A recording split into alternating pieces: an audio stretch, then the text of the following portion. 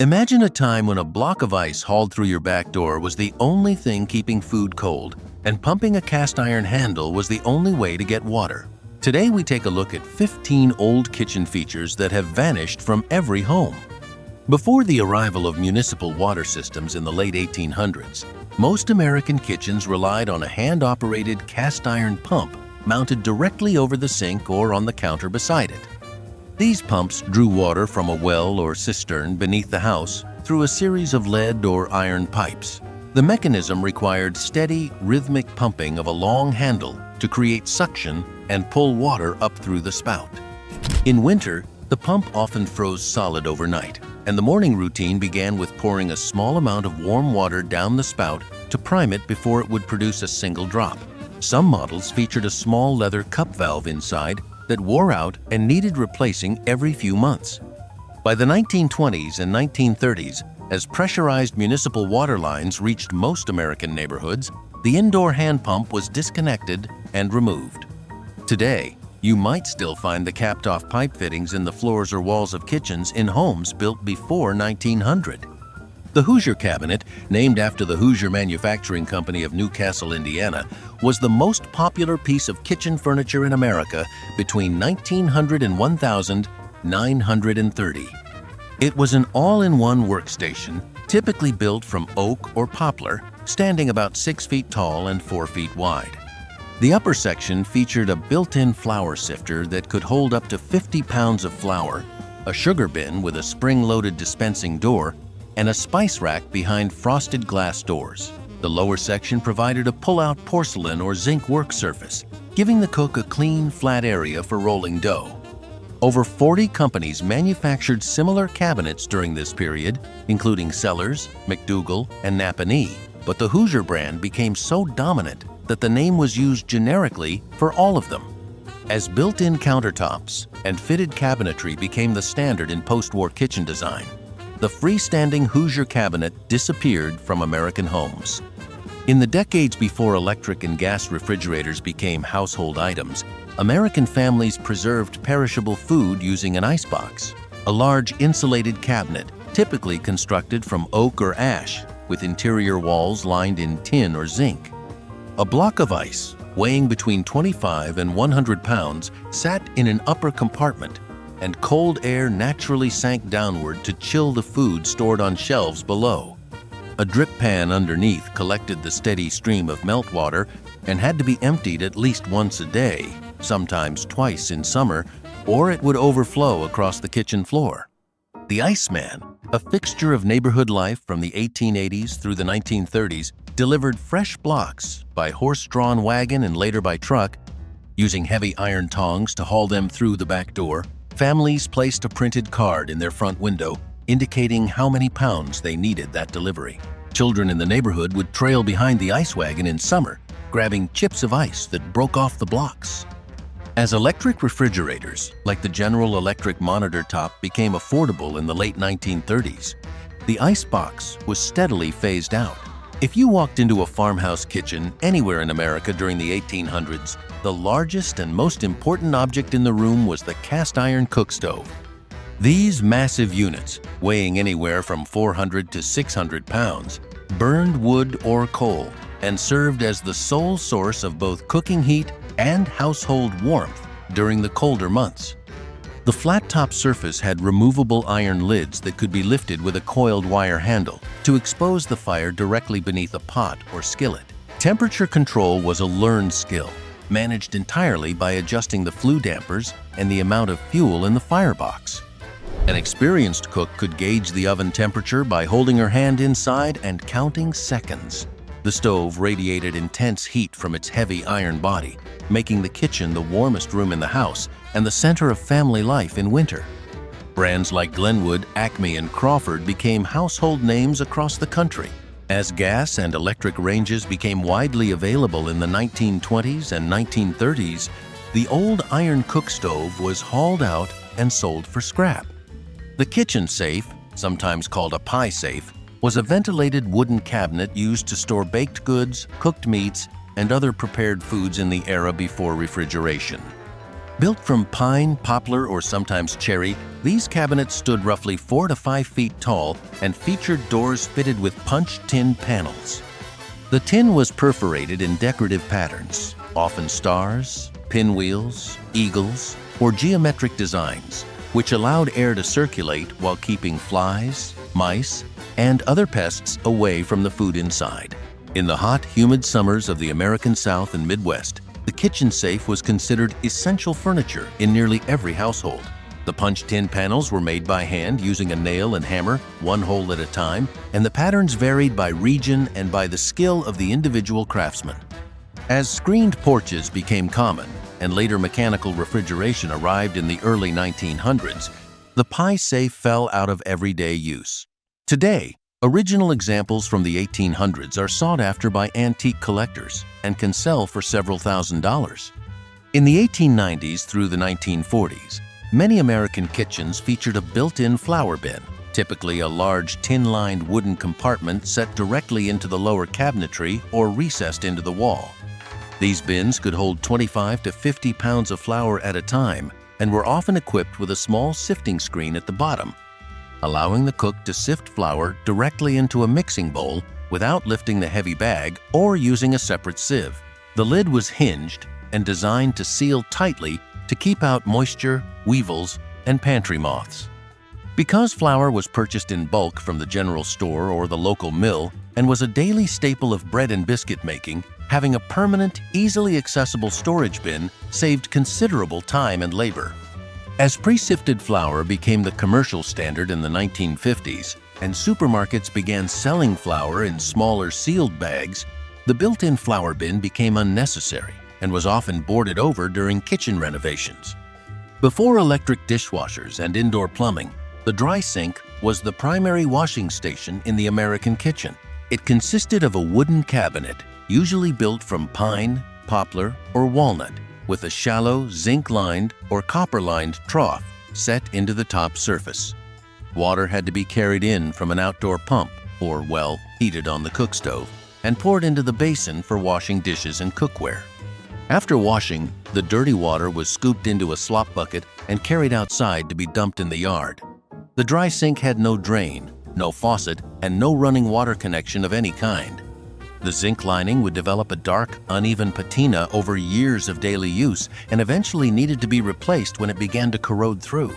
As indoor plumbing reached most American homes between the 1880s and 1920s, the dry sink was replaced by the porcelain or enameled cast iron sink with running water and a built-in drain that is still standard today. If you have ever been inside a home built before 1940, you may have noticed a small wooden door in the kitchen wall, roughly 2 feet square, that opens to reveal a narrow vertical shaft. This was the kitchen dumbwaiter, a hand-operated pulley elevator used to transport food, dishes, and supplies between floors.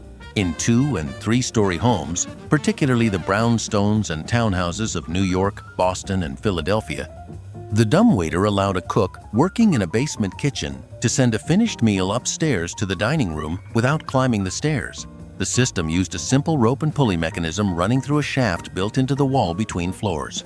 The platform, usually made from oak or pine, was just large enough to hold a serving tray or a few covered dishes. As single-story ranch homes became the dominant style after World War II and domestic kitchen staff became a thing of the past, the dumbwaiter shaft was sealed shut and plastered over. Today, renovation crews still occasionally discover these hidden shafts behind layers of drywall, complete with the original rope still hanging inside.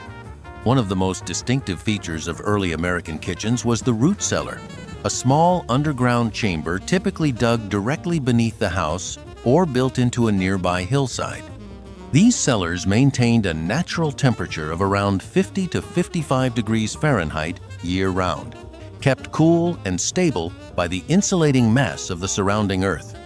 Families stored root vegetables like potatoes, turnips, beets, and carrots alongside barrels of apples, crocks of sauerkraut, and jars of preserved foods on sturdy wooden shelving. The air inside carried an earthy, damp scent of soil and resting vegetation. A proper root cellar required good drainage, usually a gravel floor, and adequate ventilation to prevent mold. and many were fitted with a small clay pipe vented through the ceiling to the outside air. As mechanical refrigeration and commercial canning became widespread in the 1940s and 1950s, most root cellars were abandoned and simply filled in with dirt and rubble, forgotten beneath the foundation. Long before garbage disposals and municipal trash collection became part of daily life, the kitchen slop bucket was a fixture beside the back door of every American home. It was typically a sturdy pail made from galvanized tin or enameled steel, into which all food scraps, potato peelings, coffee grounds, eggshells, bacon grease, and plate scrapings were tossed throughout the day. On farms, the contents were carried out to the pig trough or chicken yard each evening, as kitchen waste served as a primary and valuable source of animal feed. In towns and cities, the slop was either composted in a backyard heap or collected by a swill man who made regular rounds with a horse-drawn cart, selling the waste to nearby hog farms. The bucket had to be emptied and rinsed daily in warm weather, or it would attract clouds of flies and produce a powerful, sour stench that filled the room. As enclosed garbage cans, plastic trash bags, and organized municipal waste collection became universal in the post-war decades, the slop bucket vanished from the kitchen, along with the entire routine of sorting and repurposing food waste by hand. The kitchen pass-through was a small rectangular opening cut into the wall between the kitchen and the dining room, common in American homes, built from the 1920s through the 1960s. It allowed dishes and serving platters to be handed directly from the cook to the person setting the table without walking through a doorway or around a corner.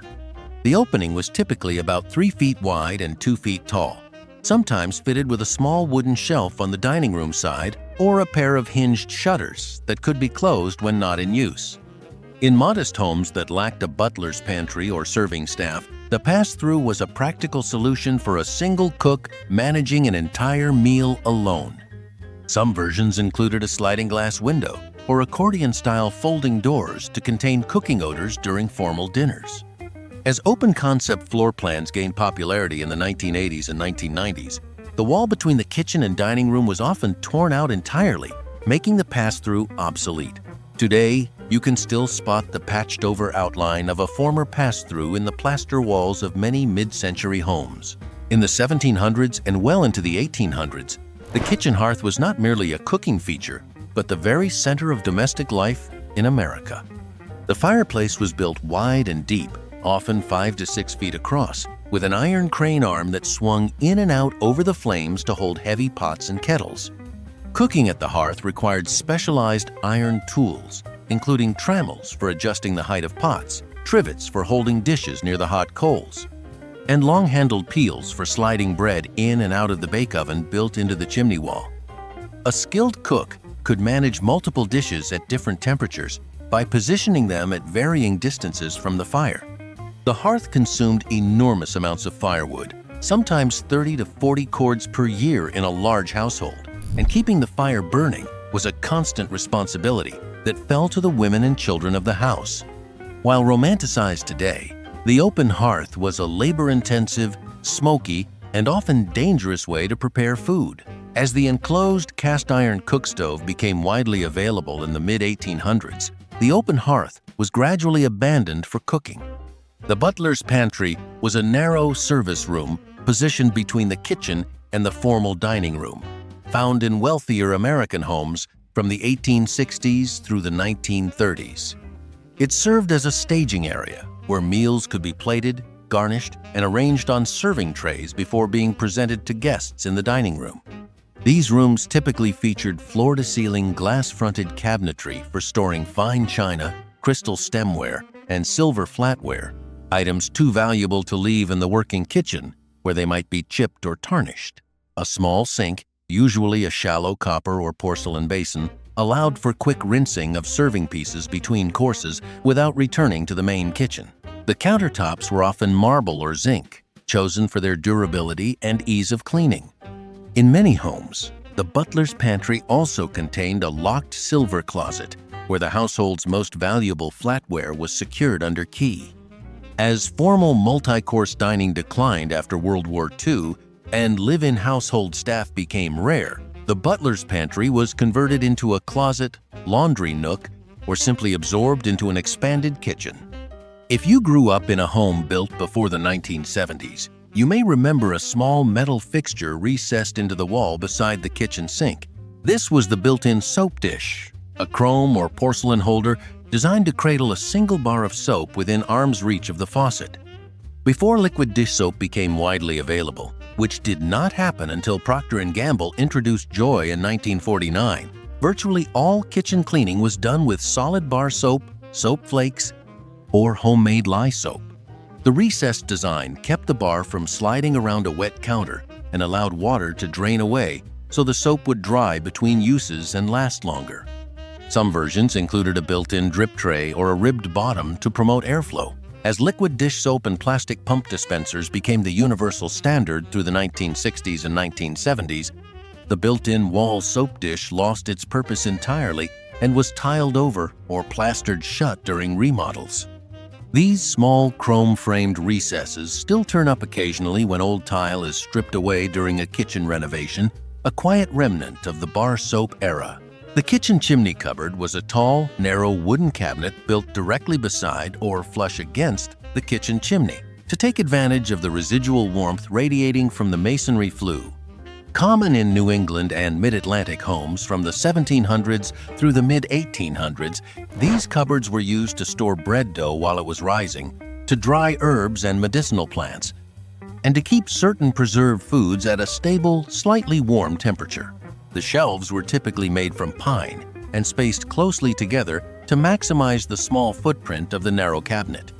Because the chimney wall was the warmest interior surface in the kitchen, the cupboard created a naturally heated storage space without any additional fuel cost. Some homes had chimney cupboards with small ventilation holes drilled into the back panel to allow warm air from the masonry to circulate more evenly across the shelves. As central heating and gas cookstoves replaced the kitchen fireplace in the late 1800s, the chimney lost its role as a constant heat source, and these cupboards were either removed or converted into ordinary shallow closets during later renovations. So, which of these old kitchen features do you remember most from growing up or from visiting your grandparents' home? Drop a comment below to tell us your favorite. And if you enjoyed this video, go ahead and watch the next one right here. And remember to like and subscribe. It really helps a small channel.